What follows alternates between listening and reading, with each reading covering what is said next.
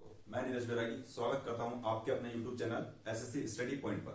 आज हम करेंगे एसएससी जीडी 2022-23 की जो वैकेंसी थी उसकी 24 जनवरी 2023 की शिफ्ट नंबर 2 का मैथ सॉल्यूशन। तो चलिए, पहला प्रश्न क्या कहता है। उमेश और रमेश एक कार्य को क्रमशः 28 दिन और 21 दिनों में पूरा कर सकते हैं। देखिए, उमेश है और एक रमेश है, ठीक है। उमेश कर सकता है 21 दिन में और रमेश कर सकता है 28 दिन में एक कार्य को पूरा, ठीक है। आगे प्रश्न कह रहा है उमेश से कार्य शुरू करते हुए वे एकांतर दिनों में कार्य करते हैं तो कार्य कितने दिनों में होगा। तो सबसे पहले हम देखेंगे कार्य टोटल है कितना, टोटल वर्ग हम निकालेंगे। टोटल वर्ग कितना है, तो देखिए इन दोनों का एलसीएम लेंगे, ये हो जाएगा 7 या 21 और ये हो जाएगा 7 चौक 28, 3 चौक 12, 12 7 84। हम देखेंगे 84 हमारा टोटल काम है।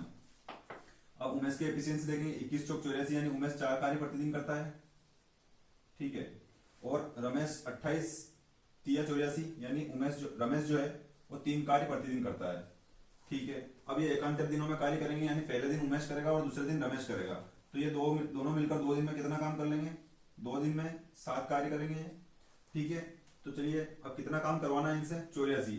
तो ये 7 काम है, इसको 84 बनाने के लिए मैं क्या करूंगा, 7 एकम 7, 7 दूनी 14 यानी 12 से गुणा करूंगा तो 84 काम हो जाएगा। तो इधर भी 12 से गुणा कर देंगे तो कितने दिन हो जाएंगे, 24 दिन, यानी 24 दिन में दोनों मिलकर कार्य को खत्म कर देंगे। यही क्वेश्चन ने पूछा है और यही हमारा आंसर हो जाएगा। तो चलिए दूसरे प्रश्न पे चलते हैं। दूसरा प्रश्न है हमारा कि जब 6, 8, 12 और 20 को 20 में से प्रत्येक में से कौन सी संख्या घटा दी जाती है तो परिणामी संख्याएं समानुपात में होती है। घटाई गई संख्याएं ज्ञात कीजिए। तो देखिए 6/8 और ये समानुपाती हो रही है 12 और 20 के। तो ऑप्शन में हम देखेंगे कौन सी संख्या ऐसी है जो घटा दे अगर इनमें से तो भी समानुपात में रहे। तो हम ऑप्शन सब 4 चेक करेंगे। इस क्वेश्चन को हमेशा ऑप्शन से ही करना है, क्योंकि देखिए समान संख्या हटानी तो 6 - x 8 - x बराबर 12 - x बटे 20 - x। ऐसा करने से कोई मतलब नहीं है, इसमें हमारा सिर्फ समय खराब होगा। आंसर आने के पूरे चांसेस है, लेकिन गलत होने के भी बहुत सारे चांसेस रहते हैं, इसलिए हम ऑप्शन को उठाएंगे और ऑप्शन भी चौथे नंबर से उठाना है। तो मैं ऑप्शन यहाँ पे उठाता हूँ 4, तो 6 में से 4 जाएगा तो देखो 2 बचेगा, यहाँ 8 में से 4 जाएगा तो 4 बचेगा, यहाँ पे 12 में से 4 जाएगा तो 8 बचेगा और 20 में से 4 जाएगा तो 16 बचेगा। अब मैं इसको काटूंगा 2 एकम 2, 2 दूनी 4, उसको काटूंगा 8 एकम 8, 8 दूनी 16, यानी 1/2 बराबर 1/2। ये सेटिस्फाइड हो गया और हमारा ऑप्शन नंबर 4 जो कि 4 है वो हमारा आंसर हो गया। तो इसी तरीके से अगला प्रश्न करेंगे हम। अगला प्रश्न है हमारा, एक सब्जी विक्रेता के पास 2 किलो का एक दोषपूर्ण बटखरा है जिसका वजन वास्तविक वजन से 100 ग्राम कम है। उसने एक ग्राहक को उसी दोषपूर्ण बंटवारे का उपयोग करके 44 रुपए में 2 किलो आलू बेचे। विक्रेता के लिए आलू का क्रय मूल्य 18 रुपए प्रति किलोग्राम था, तो आलू बेचने पर उसे कितना लाभ हुआ।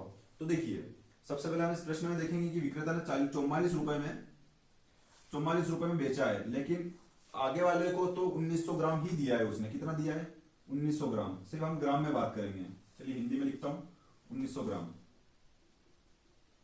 ग्राम दिया है, लेकिन क्या कह रहा है कि उसने 2000 ग्राम दिया, यानी कि यहाँ पे 100 ग्राम का उसने क्या कर दिया है, उसने 100 ग्राम का यहाँ पे चूना लगा दिया है कस्टमर को। अब हम देखेंगे उसने 36 रुपए में 2 किलो खरीदा है, यानी कि 36 रुपए में 2000 ग्राम उसने खरीदा है, ठीक है। अब हम देखेंगे यहाँ पे 36 की चीज को 44 में बेचा है, तो यहाँ पे उसने 8 रुपए का लाभ तो ये कमा लिया, 8 रुपए का लाभ तो ये कमा लिया, ठीक है। और दूसरी बात ये है कि 100 ग्राम उसके पास अभी भी बचा हुआ है, तो इस 100 ग्राम की कीमत उसने कितने में खरीदा था। हम देखेंगे यहाँ पे प्रश्न जैसा कि कह रहा है कि उसने 18 रुपए में 1 किलो खरीदा है, यानी 1000 ग्राम की कीमत कितनी दी, उसने 1800 रुपए दी है। तो 100 ग्राम की कीमत क्या होगी, यहाँ से मैं 0 हटा के यहाँ बटे में लगाऊंगा और ये यहाँ से 10 अगर बटे से हट जाएगा तो यहाँ पे पॉइंट बन जाएगा, यानी 100 ग्राम की कीमत 1.8 रुपए हमारे पास आ गई, जो कि उसने तुक्का लगा दिया था, यहाँ पे चूना लगा दिया था कस्टमर को, तो ये भी उसका फायदा ही रहा। तो ये 1.8 रुपए और उसके फायदे में जुड़ जाएगा, तो ये कितना हो जाएगा, टोटल 9.8 रुपए, और यही हमारा आंसर हो जाएगा, ठीक है। इस प्रकार के सवाल को हमें समझना पड़ेगा और फिर करना पड़ेगा। सिर्फ इस क्वेश्चन में लैंग्वेज घुमा रखी थी, बाकी इस प्रश्न में ऐसा कुछ भी नहीं था। चलिए अगले प्रश्न पे चलते हैं। अगला प्रश्न है हमारा, 6500 रुपए की राशि 3 वर्ष की अवधि में 21,515 रुपए का चक्रवृद्धि ब्याज प्राप्त होता है, तो वहां ब्याज दर ज्ञात कीजिए जिस पर राशि वार्षिक रूप से संयोजित की जा रही थी। देखिए हमारा मूलधन कितना है, हमारा मूलधन है 65,000 रुपए, और हमें इंटरेस्ट यानी कि ब्याज कितना मिला है, हमें ब्याज मिला है 21,215 रुपए का, ठीक है। क्या हमें यही ब्याज मिला, नहीं, 21,515 रुपए का हमें ब्याज मिला है। तो हम सबसे पहले देखेंगे कि ब्याज से रेशो, मूलधन से ब्याज का रेशो क्या है, तो हम इसको काटेंगे, यानी देखिए 13 से कट सकता है क्या है, 13, चलिए 5 से काटते हैं, 5 चौक 20, 5 दिया 15 और भागने जाने का 0, 5 दिया 15, इसको 5 से काटेंगे 13 बार में जाएगा और 0 0 0। चलिए इसको 13 से काटेंगे, 13 एकम 13, सॉरी 13 दिया 39 हो जाएगा डायरेक्ट, 13 दिया 39 और 13 एकम 13, यहाँ काटेंगे 13 एकम 13 यानी 1000 से ब्याज कितना आया हमारे पास 1331, यानी मैं मूलधन में ब्याज को जोड़ दूंगा तो हमारे पास जो मिश्रधन आएगा,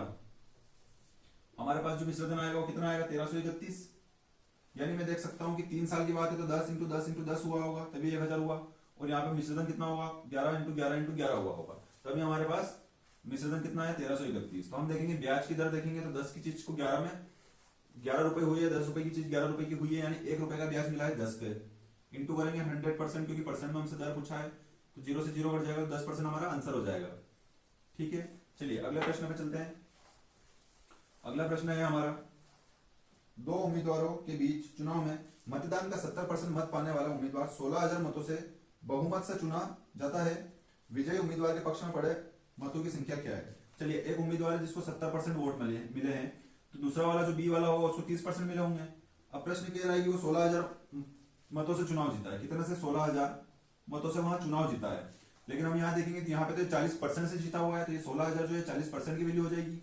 हमें चाहिए कि जो विजयी उम्मीदवार है यानी ये जीतने वाला, ये कितने से जीता, ये इसको कितने वोट मिले, तो 40 से काटूंगा, 40 से 40 चौक 160, ये 3 0 हो जाएंगे और 7 चौक 28, यानी 28000 वोट किसको मिले हैं, 28000 वोट ए को मिले हैं। यही हमसे क्वेश्चन में पूछा था, यही हमारा आंसर हो जाएगा। चलिए अगले प्रश्न पे चलते हैं। अगला प्रश्न कहता है, अब्दुल का वेतन 1.5 लाख रुपए प्रति माह है, वह अपने वेतन का 10% विद्यालय शुल्क पर खर्च करता है। जुलाई महीने में उसके वेतन में 3% की वृद्धि होती है, लेकिन उसी महीने विद्यालय शुल्क में 5% की वृद्धि होती है। यदि अन्य सभी व्यय समान है तो जुलाई के महीने में उसकी बचत में कुल कितना परिवर्तन होगा। इस प्रकार के प्रश्न में आपको कुछ भी नहीं करना है, सिर्फ यह देखना है कि अब्दुल का वेतन जो है वो 100% था, उसमें से 10% उसने कहीं पे दिया तो उसके पास कितना बचा, 90% उसके पास बचा, यह देखेंगे। अब बोल रहा है कि प्रश्न में 3% की वृद्धि हो गई, यानी 100 में 3 की वृद्धि 103 हो जाएगी। ठीक है, और व्यय में प्रश्न कह रहा है कि इसके जो विद्यालय में शुल्क देता है उसमें 5% की वृद्धि हुई, तो 10 का 5% कितना होता है, 10 का 5% निकालेंगे हम तो 0.5 होता है, 0.5 होता है, यानी 10.5% की इसने खर्चा कर दिया। तो अब कितना बचेगा, देखो 103 में से 110.5 जाएगा तो 92.5 बचेगा। तो इसमें कितनी वृद्धि हुई है, प्रश्न में यही पूछा है, तो हम देखेंगे कितनी वृद्धि हुई है, 2.5% की वृद्धि हुई है। अब प्रश्न को देखेंगे हम कि प्रश्न में तो उसका वेतन 1.5 लाख दे रखा था, लेकिन हमने कितना माना है, 100 माना है, यानी कि 100% की वैल्यू कितनी हो गई, 1.5 लाख हो गई। 100% की वैल्यू 1.5 लाख है, हमें चाहिए 2.5% की वैल्यू, तो ये 2%, 2 जीरो से 2 जीरो कट गए, 2.5 बनाने के लिए यहाँ पे 2.5 से गुणा कर दो, तो ये 1 का 2.5 बन जाएगा, तो यहाँ पे भी 2.5 से गुणा कर दो। चलिए, तो यहाँ पे 1500 था और इंटू किया मैंने 2.5 से, ये पॉइंट हटाया, बटे में 10 लग गया और 10 से 0 कट गया, 15 25 का गुणा करेंगे 375 आ जाएगा और ये 0 ऐसा वैसे ही, तो इतने रुपए की क्या हुई है, वृद्धि हुई है, यही हमारा आंसर हो जाएगा। चलिए अगले प्रश्न पे चलते हैं।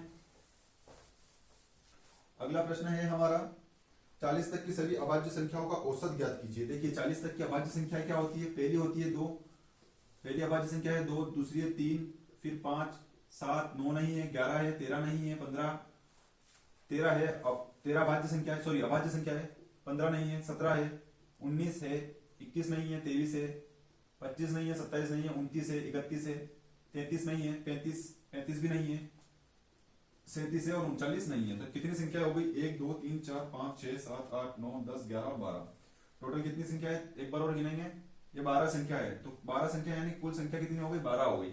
अब कुल योग कर देंगे तो हमारे पास औसत मिल जाएगा, औसत यही कहता है औसत बराबर कुल योग बटा कुल संख्या, तो औसत हो जाएगा हमारा, देखो 2 और 3 5 और 7, 2 और 3 5 और 5 10 और 7 17 18 28 31 41 41 से हो जाएगा 48 58 58 से हो जाएगा ये 68 68 से 77 80 90 100 और ये हो जाएगा 130 160 190 और 197, तो ये हो गया 197। 12 से काटेंगे, 12 एकम 12 कितना बच गया, 7 बचा, तो 12 छंग 72 हो जाएगा, 5 बचा, 12 चौक 48, तो 16.4 हमारा आंसर हो जाएगा, यही हमारा औसत हो जाएगा। चलिए अगले प्रश्न पे चलेंगे। पॉइंट वाले प्रश्नों में पॉइंट से 1 या 2 संख्या तक जाना है, उसके आगे नहीं जाना है। प्रश्न हमें ऐसा ही देगा कि हमें टाइम खराब हो, लेकिन हमें ध्यान रखना है कि हमारा परीक्षा में समय खराब नहीं होना चाहिए, क्योंकि एसएससी जीडी के अंदर 80 प्रश्न आएंगे और समय रहेगा सिर्फ 60 मिनट, यानी एक प्रश्न के लिए आपको 45 मिनट का समय दिया जाएगा, तो हमें समय का बिल्कुल भी दुरुपयोग नहीं करना। अगला प्रश्न है, एक ट्रेन की लंबाई 150 मीटर है। यहाँ ट्रेन समान दिशा में 2 किलोमीटर प्रति घंटा की गति से चल रहे एक व्यक्ति को 3 सेकंड में पार कर देती है, तो ट्रेन की गति क्या है? देखिए, एक ट्रेन है जिसकी लंबाई है 150 मीटर, तो ये चाल बराबर दूरी वाले कंसेप्ट से हो जाएगा। तो ट्रेन की स्पीड मैंने मान ली एस, और व्यक्ति समान दिशा में है तो माइनस होगी चाल, और व्यक्ति चल रहा है 2 किलोमीटर प्रति घंटे से। ठीक है, तो ये चाल जो है दोनों की किलोमीटर प्रति घंटा में है, और ये दूरी को 3 सेकंड में वो ट्रेन पार कर रही है। तो देखो ये मीटर में, ये सेकंड में, तो चाल जो है वो भी मीटर प्रति सेकंड में होना चाहिए। तो मैंने इसको मीटर प्रति सेकंड में करने के लिए 5/18 से गुणा कर दिया, तो ये चाल जो है वो मीटर प्रति सेकंड में होगी। 3 से काटूंगा मैं इसको, 3 और 5 15 और 0, तो देखिए 5s माइनस 10 हो जाएगा बराबर 18 गुणा 50 में होगा तो ये 900 हो जाएगा।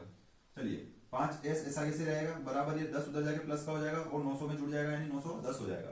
चलिए 5 से काटेंगे, 5 एकम 5, 4 बचा 5 8 40, 5 दूनी 10, तो एस की स्पीड क्या आ गई 182 किलोमीटर प्रति घंटा।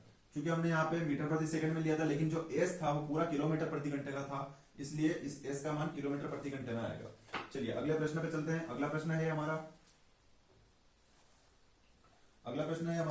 मोना प्रत्येक 1500 रुपए में 2 हैंडबैग खरीदती है। उसने ये हैंडबैग बेचे और एक पर उसे 8% का लाभ हुआ और दूसरे पे 4% की हानि हुई। देखिए 1500 रुपए में 2 खरीदे, यानी उसने 3000 रुपए में तो खरीद लिए। सीपी उसका कितना हो गया, उसका सीपी हो गया 3000 रुपए। ठीक है, अब उसको एक पे तो 8% का लाभ हुआ, तो 8% देखेंगे कितना हुआ लाभ देखेंगे हम 15 × 120, यानी यहाँ तो 120 प्लस में है, और यहाँ देखेंगे 1500 रुपए पे 4% की हानि हो गई, यानी कि 4% कितना, हम देखेंगे 60 रुपए की यहाँ पे हानि हो गई। ओवरऑल देखेंगे तो ओवरऑल में उसको 60% का लाभ हो रहा है, यानी 3000 रुपए को उसको 60% का लाभ हो चुका है। तो 3000 पे 60 का लाभ हुआ है, किसको हुआ 3000 पे, परसेंट के लिए इंटू 100 कर देंगे और परसेंट लगा देंगे। तो चलिए 2 0 से 2 0 कट गया, 0 से 0 कट गया, और 3 से काटूंगा 6 को 2 बार, तो 2% का उसको क्या हो गया, प्रॉफिट हो गया, यानी लाभ हो गया। तो चलिए अगले प्रश्न पे चलेंगे। अगला प्रश्न है हमारा प्रकाश धारा के प्रति प्रवाह का होता है कि धारा के विपरीत दिशा में चल रहा है, यानी कि प्रकाश की चाल ए हो गई और धारा की चाल बी हो गई, और प्रति प्रवाह के लिए मैंने माइनस लगाया, जो कि दे रखा है 32 किलोमीटर प्रति घंटा। ठीक है, आगे धारा के अनुप्रवाह, यानी धारा के साथ साथ में चाल क्या है 44 किलोमीटर प्रति घंटा, यानी ये तो प्रकाश की चाल प्लस ये धारा की चाल, दोनों को प्लस करेंगे क्योंकि एक ही दिशा में जा रहे हैं। ये चाल होगी 44 किलोमीटर प्रति घंटा। अब पूछ क्या रहा है वो कि धारा की दिशा क्या है, यानी बी का मान पूछ रहा है, तो हमें बी का मान निकालने के लिए ए को कैंसिल करना पड़ेगा। तो मैंने क्या किया, मैंने साइन चेंज कर दिया सारी। देखो यहाँ से हम अगर ये चाल पूछता तो हमें डायरेक्ट इसको काट सकते थे, लेकिन इसको अब माइनस करना पड़ेगा, यहाँ पे इसको प्लस करना पड़ेगा। ठीक है, सॉरी यह तो प्लस का है ना, इसको माइनस करना पड़ेगा, और यहाँ पे भी प्लस का है, तो ये सारे साइन माइनस के हो गए। अब देखेंगे ए प्लस का है, ये ए माइनस का, ये कट गया, ये बी और बी माइनस का 2 भी हो जाएगा, बराबर ये 44 में से 32 गया।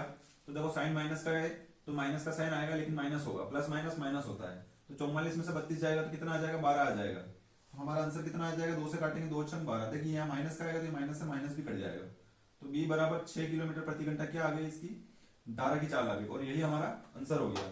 चलिए अगले प्रश्न पे चलेंगे।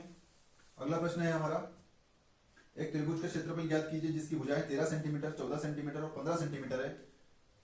तो त्रिभुज का क्षेत्रफल क्या है, तो देखिए 14 एक ऐसी संख्या है जो 7 से भी घटती है। तो ऐसा कौन सा ऑप्शन है जो 7 से घट रहा हो, तो ऑप्शन नंबर बी है जो सिर्फ 7 से घट रहा हो। तो हम डायरेक्टली इसका आंसर लगा सकते हैं 7, या फिर हम देखेंगे कि एक 15 सेंटीमीटर भी आ रहा है जिसमें जो क्या 3 का मल्टीपल है। तो ऐसा कौन सा ऑप्शन है जो 3 से कट रहा हो, तो भी हमारा आंसर 84 आ जाएगा। इस तरीके से हम चुटकियों में सवाल को उड़ा सकते हैं। अब सवाल होगा कैसे, वो हम बोर्ड पे करेंगे कि एक त्रिभुज है जिसका क्षेत्रफल दे रखा है। तो देखो त्रिभुज का क्षेत्रफल, ऐसा त्रिभुज है जिसका क्षेत्रफल दे रखा है, तो हम सबसे पहले त्रिभुज बना के ये देख लेते हैं। ये 13 मान लेते हैं, ये तो 15 होती है, और ये 14 मान लिया। चलिए अब इसमें सबसे पहले हमको एस निकालना पड़ेगा, जो कि होता है a प्लस बी प्लस सी बटे 2। तो देखो तीनों का योग कितना हो गया 42, 42 में 2 का भाग दिया, यानी एस का मान कितना आ गया मेरे पास 21। अब क्षेत्रफल, त्रिभुज का क्षेत्रफल निकालने के लिए सूत्र होता है जो कि किसी भी त्रिभुज के क्षेत्रफल में लग सकता है, ये होता है root of S into S minus A, S minus B और एस माइनस सी। ठीक है, चलिए डायरेक्ट मान रखेंगे, एस का मान 21 है तो रूट में मैंने 21 को 3 इंटू 7 लिख सकते हैं, क्योंकि ये काम आएगा अभी आगे। ठीक है, चलिए अब 21 में से 13 गया तो कितना बच गया 8 बच गया। ठीक है, अब 21 में से 14 गया तो कितना बच गया 7 बच गया। फिर 21 में से 15 गया तो कितना बच गया 6, तो 6 को 3 इंटू 2 लिख दिया मैंने। अब मैं देखूंगा यहाँ पे इस 8 को, चलिए इस 8 को भी 8 ही रहने देते हैं, ये 3 2 बार और 7 2 बार है, तो 21 बन के बाहर निकल गया, और ये 8 दूनी 16 हो गया, 16 का 4 बाहर निकल गया। ठीक है, तो क्या क्षेत्रफल हो जाएगा हमारा 21 चौक 84 सेंटीमीटर स्क्वायर, यही हमारा आंसर हो जाएगा। इसकी वैसे मैंने आपको ट्रिक भी बता दी है, इसको इतना कुछ करने की जरूरत नहीं है, मात्र 2 से 3 सेकंड में आपका आंसर बता दिया है कि किस तरीके से आएगा, फिर भी मैंने आपको कंसेप्ट भी बताया है। चलिए अगले प्रश्न पे चलेंगे। अगला प्रश्न है कि प्रसाद अकेले एक कार्य को 144 दिनों में कर सकता है। देखिए प्रसाद है जो कि 144 दिनों में एक कार्य को कर सकता है। आगे प्रश्न कह रहा है उसी कार्य को 16 दिन में करना है। ये जो कार्य है इसी को 16 दिन में करना है, ठीक है। इसने किसी एफिशिएंसी से किया होगा, वही एफिशिएंसी हम यहाँ लगा देंगे। 16 दिनों में पूरा कर सकता है तो उसके समान दक्षता वाले, यही एफिशिएंसी, देखो हमने बोला है कि यही यहाँ लगाएंगे, तो समान एफिशिएंसी के 16 दिनों में पूरा करने के लिए उसको कितने व्यक्तियों की आवश्यकता होगी, तो मैं मान लेता हूँ ए व्यक्तियों की आवश्यकता होगी। चलिए 16 से काटेंगे, 16 नहीं 144 से नहीं, ए का मान कितना है, 9। यही हमारा आंसर हो जाएगा। चलिए अगले प्रश्न पे चलते हैं। अगला प्रश्न है हमारा 3 सही 6/7, यानी कि 7 या 21, 21 और 6 कितना हो जाएगा, 21 और 6 27/7 में इसको लिख सकता हूँ। चलिए डिवाइडेड बाय ये हो जाएगा 7 5 35 और एक 36/7, तो 36/7 को इसको इंटू करके मैं 7/36 लिख सकता हूँ, ठीक है। इसी तरीके से सवालों को उड़ाना है एग्जाम में, ऐसा नहीं है कि एक एक स्टेप बनाते रह जाओ तो उसमें समय खराब हो जाएगा। चलिए फिर देगा 3 दूनी 6 और 1 7, 7/2, तो इसको 7/2 ही लिखूंगा क्योंकि यहाँ पे इंटू का साइन है। आगे डिवाइड का साइन है, यहाँ पे होगा 5 चौक 20 और 21/4, तो इसको इंटू करके मैं इसको संख्या को उल्टा कर दूंगा, तो 21/4 को 4/21 हो जाएगा, 4/21 हो गया। चलिए अब कुछ नहीं करना है, सिर्फ काटना है। तो ये काटेंगे अपन, 7 से 7 कट गया और ये 7 या 21 हो गया। इस 3 से काटूंगा इसको 9 बार, उसको काटूंगा 9 से 4 बार, और ये 4 से 4 कट गया, कुछ भी नहीं बचा ऊपर, यानी 1 बच गया और नीचे कितना बचा है 2, तो यही 1/2 हमारा आंसर हो जाएगा। चलिए अगले प्रश्न पे चलते हैं। अगला प्रश्न है हमारा कि 3310 रुपए उधार लेता है और इसे पहले, दूसरे और तीसरे वर्ष के अंत में 3 समान वार्षिक किस्तों में 10% प्रति वर्ष चक्रवृद्धि ब्याज की दर से वापस चुकाने का वचन देता है, तो प्रत्येक किस्त की राशि कितनी है। देखिए उसने मूलधन कितना लिया है, उधार मूलधन लिया है 3310 रुपए का। अब हम देखेंगे किस्तें समान दे रहा है और परसेंट है 10%, तो 10% कितना हो जाता है 1/10, 10% की फ्रैक्शन वैल्यू 1/10, यानी 10 की चीज को 11 करके देगा। वापिस इसको स्क्वायर करेंगे दूसरे साल में और तीसरे साल में क्यूब कर देंगे। यह इंस्टॉलमेंट के सवालों में यही ट्रिक लगानी है, इसके अलावा कुछ भी नहीं करना है। लेकिन किस्त समान है तो ये 1331 होगी, ये भी 1331 होगी, तो इसको 1331 के लिए 11 से मल्टीप्लाई करूंगा, इसको 1331 के लिए 21 से मल्टीप्लाई करूंगा। क्योंकि 11 का मल्टीप्लाई यहाँ किया तो यहाँ पे भी होगा और 121 का मल्टीप्लाई यहाँ पे भी होगा, क्योंकि ये रेशो में हमने बात कर ली। चलिए तो ये राशि कितनी हो गई, हम देखेंगे। ये राशि हो गई 1210 रुपए, ये राशि हो गई 1100 रुपए और ये राशि हो गई 1000 रुपए, ठीक है। ये 1000 रुपए हो गई। अब हमारे पास सारी किस्तें समान है तो हम देखेंगे ये राशि कितनी है वास्तव में, हम देखेंगे ये राशि है 1310 रुपए और यहाँ पे किस्त कितनी की है, तो हम देखेंगे किस्त 1331 रुपए की एक किस्त है और प्रत्येक किस्त की राशि हमसे पूछी है। हम देखेंगे यहाँ पे मूलधन भी 1 गुना है 1310, हमारे हिसाब से मूलधन भी 1310 है, यानी कि 1 गुना है। तो किस्त की राशि कितनी होगी, तो किस्त की राशि हम देखेंगे ये भी 1 गुना हो जाएगी, कितना हो जाएगी 1331 रुपए की हमारी किस्त हो जाएगी और यही हमारा आंसर हो जाएगा। चलिए अगले प्रश्न पे चलेंगे। अगला प्रश्न क्या कहता है, एक उस अर्धगोले का आयतन ज्ञात कीजिए जिसकी त्रिज्या 5.5 है। देखिए अर्धगोला जैसे ये क्वेश्चन पॉइंट में है, वरना हम 11 का मल्टीपल चेक कर लेते हैं, हमारा आंसर आ जाता। अर्धगोले का आयतन पूछ रहा है, यानी कि 2/3 पाई r³ का मान इसने पूछा है। इसके अलावा इस प्रश्न में कुछ नहीं करना है, तो 2/3 पाई की जगह लिखूंगा मैं 22/7 और r हमको दे रखा है 5.5 सेंटीमीटर, तो ये 5.5 है, तो बटे में 10 लगा दूंगा और पॉइंट हट जाएगा। इसको 10 कितनी बार लिखना है, 3 बार लिखना है, तो मैंने 3 बार लिख लिया, ठीक है। सब जगह से पॉइंट हटा के 10 लिख दिया। चलिए आगे प्रश्न करेंगे। 3 से नहीं कटेगा, 7 से नहीं कटेगा, ठीक है। ये काटूंगा 5 दूनी 10, 5 एकम 5, 5 एकम 5, ये भी 11 बार गया, ये 2 बार, ये 2 बार गया, ये 11 बार गया। चलिए इस 2 से 2 कट गया और इस 2 से 11 कट गया, तो 11 की घात 4 कितना हो जाएगा 1331 इंटू 11 बटे में हो जाएगा ये 2 7 14 तिया 21, सॉरी 14 तिया 42। चलिए आगे इस प्रश्न को और हल करेंगे अपन। 11 का मल्टीप्लाई करेंगे वापस 1, ये हो जाएगा 4, ये हो जाएगा 6, ये हो जाएगा 4, ये हो जाएगा 1/42। चलिए इस प्रश्न में अगर आप भाग दोगे तो आपका आंसर आ जाएगा 348.6 सेंटीमीटर स्क्वायर। यही हमारा, सॉरी क्यूब होगा क्योंकि आयतन में क्यूब लगता है, तो ये हमारा आंसर हो जाएगा। चलिए अगले प्रश्न पे चलेंगे। अगला प्रश्न है हमारा, निम्नलिखित संख्याओं में से कौन सा युग्म सापेक्ष रूप से अभाज्य है। देखिए अभाज्य सापेक्षिक रूप से मतलब सहअभाज्य की ये बात कर रहा है, तो उसमें क्या होता है, सिर्फ एक ही चीज से संख्या कटेगी जिसके ज्यादा फैक्टर ना हो। तो हम देखेंगे 24 और 38 जो है इसमें 1 से तो कटेगा ये, लेकिन ये 2 से भी, इसमें 2 भी कॉमन है। चलिए आगे देखेंगे 24 में भी 2 कॉमन है, ठीक है। 39 और 68 में कुछ भी कॉमन नहीं है, ठीक है। चलिए और 24 और 68 में भी है, तो 39 और 68 इसमें हमारा आंसर हो जाएगा, क्योंकि इसमें कुछ भी कॉमन नहीं है। आगे चलेंगे। अगला प्रश्न है हमारा 20%, 5% और 2% की क्रमिक छूटों के समतुल्य एकल छूट ज्ञात कीजिए। तो देखिए इसमें क्या करेंगे, 20% की फ्रैक्शन वैल्यू होती है 1/5, यानी 5 पर 1 की छूट मिल गई और 4 में चीज को दे दिया है, ठीक है, एक छूट दे दी है। 5 की होती है फ्रैक्शन वैल्यू 20, 20 की चीज को 19 में दिया है, और 2% यानी 100 की चीज को 98 में दिया है। यह हो गई छूट। हम देखेंगे सबसे पहले 5 से कोई संख्या कट रही है क्या, हम देखेंगे। चलिए कुछ काटने की जरूरत नहीं है, हम देखेंगे यहाँ 5 दूनी 10 हो जाएगा, यानी कि ये हो गया 10,000, और यहाँ पे मल्टीप्लाई करेंगे 19 चौक 76 और 76 का गुणा करेंगे 98 में। 8 छंग 48, 4 बचा, 9 छंग 54 और 4 58, 7 8 56, 7 3 63 और 5 68। चलिए 8 और से 14 हो गया, और ये हो गया 14 लगी 74 48, 74 48 हो गया, यानी कितनी छूट मिल गई है, ये मिल गई है 2552 रुपए की छूट। कितनी मिली है, 2552 की छूट मिल गई है। किस पे मिली है, 10,000 पे, और परसेंट के लिए इंटू 100। तो देखिए 2 जीरो से 2 जीरो कट गया, और बटे में 2 जीरो है, तो यहाँ पे पॉइंट लग जाएगा 2 संख्या से पहले। तो 25.52% की हमको क्या मिली है, एकल छूट मिली है इन तीनों छूट पर। चलिए यही हमारा आंसर हो जाएगा 25.52। अगला प्रश्न करेंगे हम। अगला प्रश्न है, एक स्पोर्ट्स क्लब में 86% सदस्य पुरुष है और 14% सदस्य महिला है। मैं मानता हूँ 100 टोटल है, जिसमें से 86 क्या है, ये मेल है, और फीमेल कितनी है, 14 है। चलिए आगे बोल रहा है कि पुरुषों का औसत है 25 साल, तो पुरुष का औसत कितना है, 25 साल है। संख्या में औसत का गुणा करूंगा तो मेरे पास कुल योग कितना आ जाएगा, 25 संग 150 हासिल लगी 15, 25 8 200 और 15 215 हो जाएगा।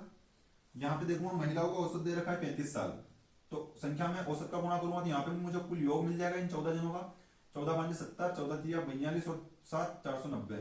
आगे प्रश्न कह रहा है कि तो सभी सदस्यों की औसत आयु क्या है। तो सभी सदस्यों का योग कितना है, 2150 और 490, यानी 2140 और 500 2640 हो जाएगा। तो 2640 योग है, और टोटल सदस्य कितने हैं, 86 और 14 100 सदस्य है। तो ये इनका औसत निकल जाएगा, 2 जीरो से जीरो कट गया, ये 1 जीरो है बटे में, तो एक संख्या से पहले मैं पॉइंट लगा दूंगा, यानी क्या आंसर हो जाएगा हमारा 26.4% इनका औसत है। सॉरी प्रतिशत में नहीं पूछा है, तो प्रतिशत में हमारा आंसर नहीं आएगा, वर्षों में आएगा। 26.4 वर्ष इनका औसत हो जाएगा। चलिए अगला प्रश्न करेंगे। अगला प्रश्न है B square minus A square और B square minus A B का तृतीयानुपात। तो देखो यह हो गया B square minus A B, और इसका तृतीयानुपात मैंने मान लिया कि ए है, ठीक है। तो इसको मैं लिख सकता हूं, सबसे पहले तो क्या करेंगे, B square minus A square होगा, बटे में ये बी स्क्वायर आ जाएगा और माइनस ए बी हो जाएगा, बराबर फिर इस B square minus A B के बटे में इस ए को लेके आ जाएंगे, और यही हमको फाइंड आउट करना है। तो चलिए सबसे पहले इसको खोलेंगे, ए स्क्वायर माइनस बी स्क्वायर के सूत्र से बी माइनस ए, और ये बी प्लस ए। चलिए उसका गुणा इधर होके ए में हो जाएगा, तो ए में गुणा हो गया, बराबर करेंगे इधर B square minus A B, और ये हो जाएगा B square minus A B. चलिए कुछ कट रहा है, हम देखेंगे यहाँ पे बी कॉमन आ रहा है, तो ये हो जाएगा बी माइनस ए, और यहाँ पे भी बी कॉमन आ रहा है, तो ये हो जाएगा बी माइनस ए। चलिए बी माइनस ए और बी प्लस ए ऐसा कैसे रहेगा यहाँ पे, और ये ऐसा कैसे, देखिए बी माइनस ए से बी माइनस ए कट गया, तो यहाँ बचा b square minus b minus a बराबर ये ए है, और ये बी प्लस ए इसके बटे में आ जाएगा। तो ए का मान ये कि जो कि हमारा तृतीयानुपाती है, इसका आंसर क्या आ जाएगा, बी स्क्वायर कोष्टक में बी माइनस ए बटे बी प्लस ए, यही हमारा आंसर हो जाएगा। चलिए अगले प्रश्न पे चलेंगे। अगला प्रश्न है हमारा 880 रुपए में एक वस्तु को बेचने पर एक दुकानदार को 10% का लाभ हुआ। चलिए 880 में जब बेचा है किसी वस्तु को, तो 10% का लाभ हुआ, यानी ये वस्तु 110 की कीमत की है, तो 100% की वैल्यू क्या होगी, 100% हम देखेंगे वो वस्तु कितने की आ गई, 800 रुपए की वो वस्तु है। चलिए 800 की वस्तु है। अब प्रश्न कह रहा है कि बिक्री में कमी के कारण वह पिछले विक्रय मूल्य पर 25% की छूट देता है।